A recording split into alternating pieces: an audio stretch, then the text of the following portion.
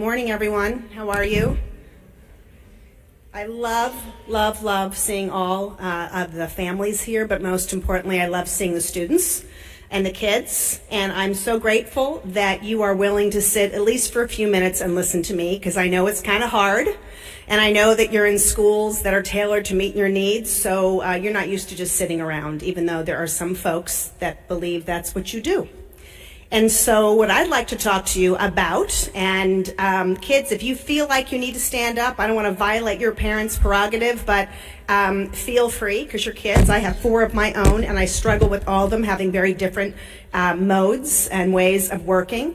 But what I'd like to do first is tell you a little bit about me, tell you a little bit about the Center for Education Reform and what brought me here.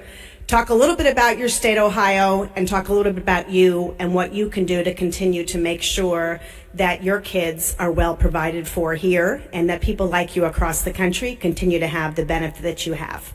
So first, again, I'm Jeanne Allen, and I founded a group called the Center for Education Reform in 1993, way before a lot of you were born. And I did so having come from a very small town community myself, arriving in Washington, D.C. and realizing that most people, and this is in 1993, tell me if you think things change, most people in Washington didn't have any idea how families felt about education. Even back then, some 25 years ago, it was really difficult to convince anyone at the national or state level that parents should have the opportunity to determine the best course of education for their kids. And so there are a lot of great things happening at the time, a lot of ideas, a lot of people creating things like this charter school concept that might give people, teachers, parents, the opportunity to start their own educational programming for kids. And so we jumped in, the Center for Education Reform, to the beginning of a grassroots movement, truly grassroots. Meaning, for those kids who don't know what grassroots are, even little baby over here, I want to make sure that's your first word, if you haven't already said it. Grassroots are people like yourselves who basically wake up every day, wherever you live, with whatever you have, with whatever your job is, and take action to change the way we live. To change the way we live for you, to change the way your communities are. People at the very local level, we call grassroots, are the people like you who started the concept of charter schooling. It started in Minnesota. It swept across through the country. Ohio was in the very early days, like the 6th or 7th maybe. Lenny, I might be getting that wrong. Correct me. I didn't look at my notes this morning. I've just been doing this a long time. 44 states in the District of Columbia have charter school laws. And there are a lot of people out there now involved, okay?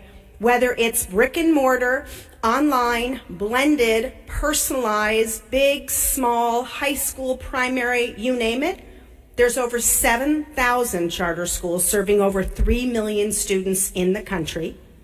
Now think about that, start multiplying that. Let's say the average charter school child has 1.5 parents, a couple of grandparents, some community members, teachers. So there's more than 15 million adults directly involved in the enterprise of charter schooling in America. That started with a handful of teachers, a handful of parents in Minnesota taking the idea, and then people in Michigan heard about it, and people in Ohio heard about it, and creating laws by going to people like Representative Brenner, who wasn't around back then, but people like him, and saying, we want the opportunity to make choices for our kids. So, is that controversial? Like, does that sound like a really crazy idea? That you might want to do something differently than wake up in the morning and send your child to that school? I mean, I get it. I grew up in a little town in northern New Jersey. My father was an Italian immigrant. He worked really hard to be able to get a house in this community. And they opened the door and said, Jeanne, that's your school. Those are your schools. They're great schools. But the problem was they were okay for me, sometimes better than okay for me. But my friend Tommy Neville, that grew up across the street from me, never made it into high school. Okay, my friend Barbara never graduated. 30% of my graduating class in high school never made it out. So maybe that wasn't the best school for them, right?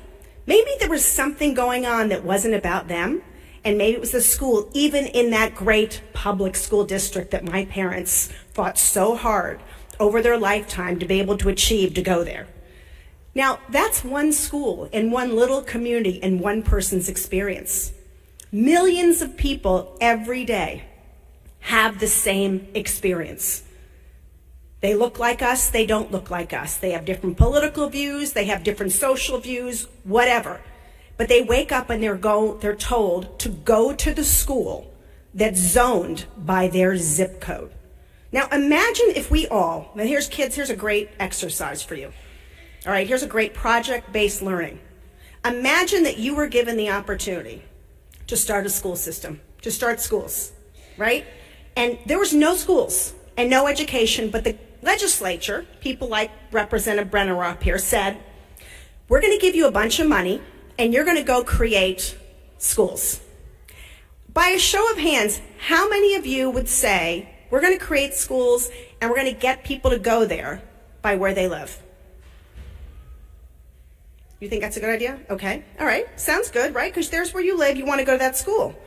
How many might say, I want to create a school so that students who really excel in the arts have an opportunity to explore their passion? Arts, lots of arts hands. For those of you on Facebook Live, lots of arts hands.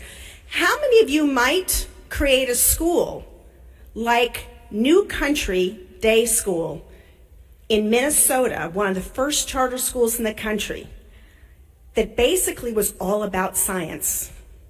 Minnesota New Country Day, where the students showed up, literally put on their waders, and went out the door to the stream, right? And that's where they spent their time collecting specimens to bring back to analyze, to read about them, to explore microbes, to figure out what's going on in nature. How many of you would like to spend the day outside learning? And how many of you actually think there's something to be learned from God's great gifts of trees, looking at transportation, lots of things, right? Outside, moving, thinking. You can read outside. You can look at your phone outside. Gosh knows that there's people doing it every day, right? So this is what New Country Day School is. And you know what ended up happening? They pulled like microbial bio something. I'm not even going to say the words right. They're going to like Minnesota people watching. Pardon me, but they got a specimen and they put it under a microscope, and they found that tadpoles didn't have a tail. And then they called around to people in the community, and this was written up in Time magazine, because it turns out they're the ones who discovered that acid rain, which is kind of like rain that's been affected by chemicals, was coming down from Canada and ruining the streams. And it was a charter school student class that discovered the tadpoles that didn't have a tail.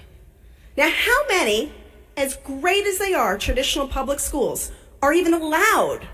Some people might say they're allowed, but would even think about doing that. No, because they're not measured on whether you actually allow someone to determine their own educational value.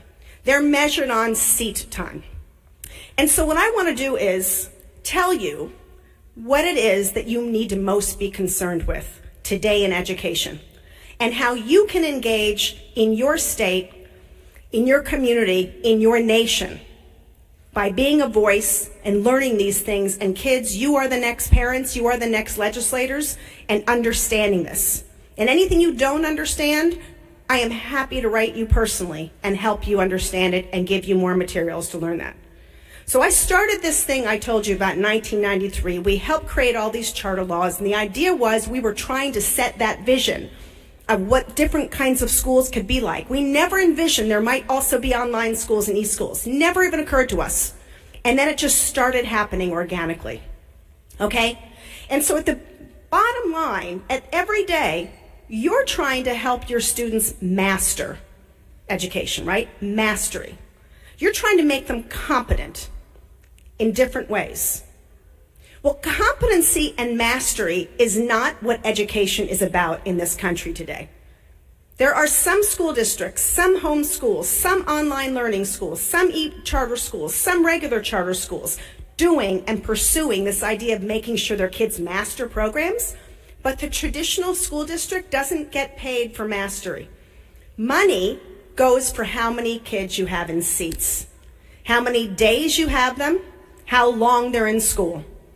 So if you're measuring how long people are in school and not mastery, then you're probably not going to do a great job getting them all to master what it is they need to know and do to be successful in life. So would it surprise any of you that across the country, the national average for how much kids can read, write, do arithmetic, civics, geography, and science proficiently at grade level is less than 50%. On average, less than 40% of our students can do anything that we think is required for a productive life on grade level. That's according to the nation's report card. Now take those numbers and delve down into poor rural districts, poor urban districts. Look at kids of color, and those numbers drop as much as 20%. So when I think about that you are challenged every day in the state of Ohio to prove to someone else why you have to educate your kids the way you're doing it in the face of those numbers, it makes me really angry, and it should make you really angry. And I'm not here as an e-school fan. I'm not here as a charter school fan. I'm not even here to tell you what you're doing is the best thing in the world. I don't know, because I'm not in your house, and I don't know your child, and I don't know any of you personally. What I do know is you have a family, and that is the most important unit. That is the most important unit in our society. And it should be your decision how the state and the country use your tax dollars in the service of education. That is the bottom line. You should be free to make that decision. Now, are you always going to make great choices? I have people that I deal with every day in education reform. A lot of them are in Washington. A lot of them are really fond of their own opinions. Okay, arrogance is not something that tends to go really well with wisdom. A lot of them read a lot of studies, write a lot of studies. They look at a lot of numbers. Kids, they look at your numbers all the time. So just so you understand this, there are hundreds of people that are researchers. There are hundreds of people who are in universities where you all want to go someday if you can, if you want to. You might decide to stop and do technical or vocational, but you should all aspire there. But there are hundreds of people in universities who aren't actually doing very many important things. What they're doing is they're looking at data, and they're taking you and you and you and you, and they're taking your reading scores, and they're combining them, and they're averaging them out. So you might be a great reader, and you might be like struggling, but you're great in science. And you might be a great artist, but you might be really good in math. But that's not the picture that my friends at organizations like the National Association of Charter School Authorizers show. And that is not the picture that my friends at the Thomas B. Fordham Institute show. And those are not the pictures that most university researchers like the Credo Institute show. They average you out so that 40% of your kids look like they can't do math or reading. They average it out so it looks like your kids don't graduate on time. They average it out so it looks like you are not doing your job and your school should be closed down. Now, remember when I talked to you about Minnesota and the first charter school law in the country? The first charter schools were not just those experiential charter schools, they were for dropout prevention, because there were so many kids dropping out in this country. When charter schools started to give parents the freedom and the flexibility and teachers the opportunity to dream and to be able to create these amazing learning environments for people, it was because we had problems. 1983, a nation at risk. We were considered economically unstable as a country, and our education system wasn't keeping up. Even to this day, Those national statistics I shared with you about how poorly our students do, on average, I'm making the same mistake that people I criticized on average, but then we've also looked at state, we've also looked at the data. It's just as bad, if not worse, internationally. We are behind most other industrialized countries. You saw the president recently was in Asia with all the other presidents of countries. Yeah, so if you'd actually gone down the line, we're behind most of those countries. Okay, China and Japan want to clean our clock. Okay, they don't want us to succeed. So, what do we do about that? We can provide these opportunities, which you have because people like you get up every day and not just educate your kids, but take the time to come here and talk to legislators, right? But how do we get the rest of the state to understand that? How do we get everyone to decide and to understand that it is your job? Again, you may not be making the best choice in the world sometimes. We all make mistakes. But with information and data and the opportunity to choose, you're going to make a better decision than someone that doesn't know your child, right? Because that school district may have the best math program. They might have bought McGraw-Hill Alex adaptive software, right? They may have the best personalized learning program. They may have tremendously well-educated teachers. They may have all of those resources and gymnasiums and art programs and everything else, and that's why they get $17,000 to $24,000 a student to pay for a great big building and to have all those programs, while your schools get about $7,000 per student. So maybe all those things are great, but maybe it's not for you. So what do we do about this problem, right? This is not anything new in education. If you are being educated well, and if you are engaged in an educational process that you believe is best for your student, you have to speak out. You have to stop being a number in the law of averages that researchers and policymakers look at when they're trying to decide what to do. You have to educate yourself about the policy landscape. You have to understand and be able to push back, not just at the ballot box, but in your community. It is part of our DNA as Americans. It's why people want to come to this country so badly, to be able to convince people to do something different and extraordinary. And each one of you, just like those first laws, has the potential to make that case.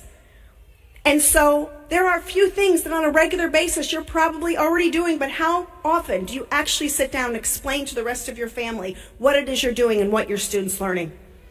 How often do you write a letter to the editor? How often do you blog? How often do you go on Facebook and say, look what we're doing today? Because I can show you pictures of what a lot of students are doing today, and if you survey those students, they'll tell you they're bored out of their mind, and that they want something personalized and customized. In fact, there are very few people who disagree with the very notion that we all should be striving to help our students master our education. Personalized learning and customizing education can happen anywhere. It can happen in one of those big school districts.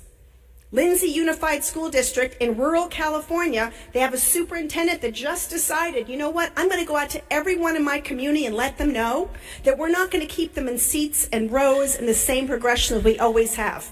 We're going to find different ways to support them because we have different needs, because our students are out in the fields working with their families, because we have different kinds of students coming here and working with us. There are innovative, reform-minded superintendents, traditional people. Those are the people, kids, who run school districts. There are innovative-minded, very thoughtful, open school board members. There are educators, leaders, citizens, policymakers at every level. But there's nothing you can open your mind to unless you have knowledge. Being open-minded of itself doesn't do anything unless you pour something in. And so what does innovation look like in your house, in your community, with the people who you're engaged with learning? What are the things you are doing? Whatever school your student is enrolled in, how are they spending their time? How can you help us, all of us, learn what it is you're doing so we stop criticizing your decision because it's a little different than other people? That's the question I would love you to take away today, is how you, each of you, can go off on your regular business as part of your normal course and take action to inform and galvanize. You, right now, have this challenge. You are able to customize your students' learning partly, but that flexibility and freedom is being driven away from you because there's not a big brother sitting in your classroom at home or your classroom wherever it is recording every move. And there are some people that just really don't believe that things are happening unless you're recording. And yet millions of dollars in scholarships are given away to your students every year to go to college. Many of you are traveling, like our singer today, because you have other aspirations outside of the academic classroom. Many of you are engaged in different kinds of learning because your kids have some other disabilities and needs. These are the real stories. And in order to make sure thousands more of you have that opportunity, you not only need to educate each other, but you need to band together. Ohio used to be a state where people look up to because this was one of the most reform-minded states in the country. You created low-income vouchers for poor kids in the city of Cleveland, a case that went all the way up the U.S. Supreme Court. I had the honor of knowing the late Councilwoman Fannie Lewis from Cleveland, African-American grandmother, who believed passionately that students in Cleveland were ill-served by the traditional school system. And Councilwoman Fannie Lewis, a Democrat, aligned with a Republican governor to fight to create a voucher in the city of Cleveland that later got expanded throughout the state, such that now kids with autism have money to be able to go to private schools, kids with learning issues.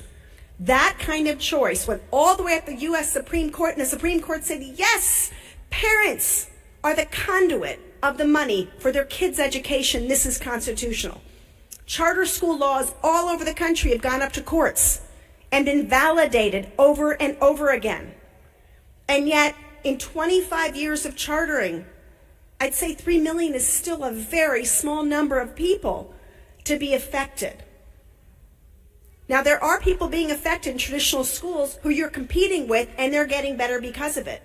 But still, every day in America, people are waking up with inequity, with challenges and learning problems. Excuse me, I'm Italian. I keep hitting the microphone. People are waking up Italian and needing other help too. We need to fight together. We need to unite and join hands, because your state that did all these amazing things is now looking to take away your very freedoms and flexibility that allows you to do what you're doing every day. Everyone knows it's hard work, but you may have to commit for the next 12, 15 months, Lenny, to just being very politically active and engaging people throughout your state so that you can give the kind of support to your lawmakers and people around this country that they need and they deserve.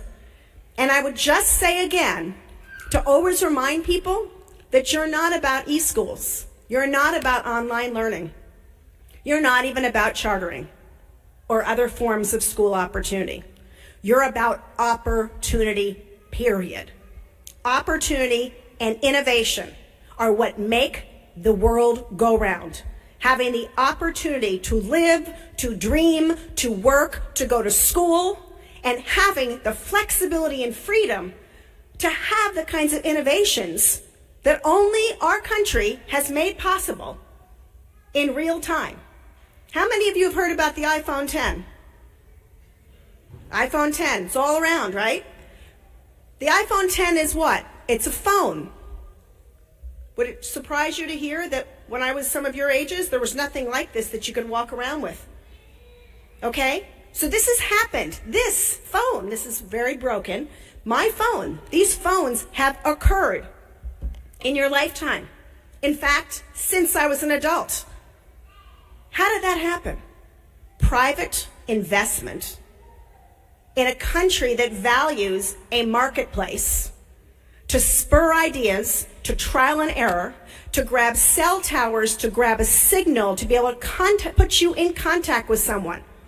Do you think the founder of Facebook was constrained to his dormitory room? Okay? He was not constrained to his dormitory room. In fact, he and friends went out and created Facebook and found the money to create a multi-billion-dollar company today. Companies in private working with public entities to make it possible for people to reach across the world and communicate. So if someone says to you, there's a company running my school and that's a bad thing, you should remind them that Facebook is a company, that Apple is a company, and that those companies permit you to communicate. And that doesn't make them bad because they're a company. And if a company enabled you through its private investment to be able to access a different kind of curriculum, a different kind of learning environment, a computer to be able to access each other, then that's not a bad thing either. Do you know what's bad? Bad is when it doesn't work for you. Bad is when you got a raw deal. Bad is when things go wrong. But bad is not because somebody not in the traditional public school system created something for you that you take advantage of. The Center for Education Reform is a nonprofit entity. I didn't do very much to become a 501c3. It's a nonprofit entity. Schools are nonprofit entities. I filled out a piece of paper. We have to file an audit. We have to file a tax return, and people can give me money. That's how Center for Education Reform and thousands of other nonprofits survive. If you're asked for money to contribute to your church, if you contribute money to conservation, if you contribute something to a particular social cause, whatever it is, and you get a tax deduction, you're giving it to a nonprofit. What makes my nonprofit superior to a tax-paying company? Nothing. Zero. Because I could be a really good executive or I could be a really lousy one. I could get donations from people and use them on things that don't help my cause or not. There is zero qualitative, subjective factor on a nonprofit versus a for-profit. The only difference is one uses private investment to make things happen, like Apple, and one relies on donations to be able to make things happen. Then there's another kind, which is technically nonprofit but not a 501c3, and that's school districts that get money from the state of Ohio every day, whether or not kids are learning. And while some traditional public schools get closed, there is no public school in the state of Ohio today that is losing its money because kids did not show up. It takes a really long time and a lot of lawsuits and a lot of money to close a traditional public school that's failing. And so let's try to remind people that kids learn differently, that we know a lot more today about how the brain functions, that we know a lot more about our children than anyone else. And let's take to the streets on a regular basis and think about what you can do, because you're probably far more creative than I am, about communicating that message. You don't have to get angry. You don't have to get mean. You can also teach people how to work in civil society, but argue, engage, and be truly committed to what you do, because what you do is a result of what someone else did to create this law, which started with those grassroots people that look exactly like you and are in your same position. And to have a great community and a great state that offers you that freedom and flexibility and allows your kids and their kids to have it requires you to be engaged on a daily, regular basis. I can't help it. It's really, really important work. And maybe you didn't sign up for politics when you decided to make a choice. But right now, in America, it is political to want to make a school choice for your child. And as long as it is, game on, get involved. Thank you so much.